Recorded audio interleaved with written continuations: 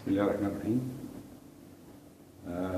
احنا في ستانلي بنخش الشقة نلاقي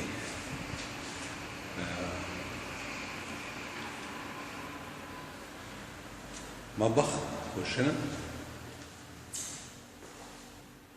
كبير واسع، في غاز طبيعي،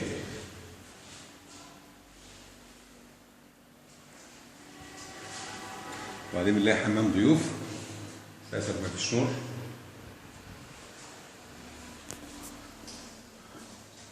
ودي الريسبشن باركيه واسع جدا.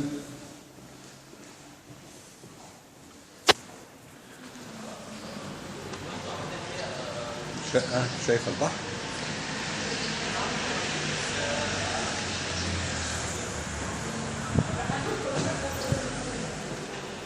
ده الريسبشن من هنا.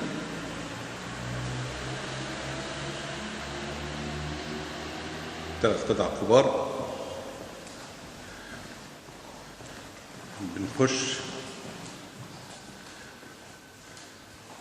بعد كده بنلاقي برايفسي قوي جدا، في حاجه زي ليفنج روم هنا كده،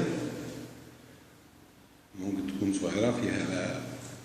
بعد كده بتدخل على حمام، بس برضه للاسف مفيش نور، بس حمام ببانيو كبير. بعد كده بنلاقي 3 اوض نوم. 3 اوض نوم باصين على الشارع، مفيش حاجه على مناور خالص. في فيلا وراهم هنا جميله قوي،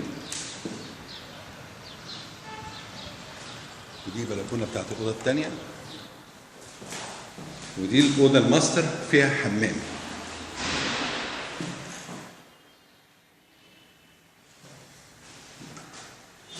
ودي الاوضه الثانيه اللي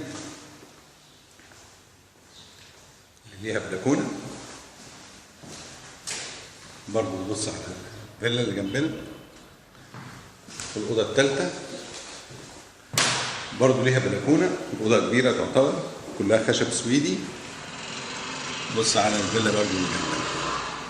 يعني 3 أوض نوم باصين على جنينة، الدور الثالث منهم أوضة ماستر و3 حمامات. حمام هنا للليفينج روم، وماستر روم ليها حمام، وحمام بره للضيوف. شقة معروضة للبيع، ستانلي 260 متر تقريبا. عينه في إدارة الأملاك.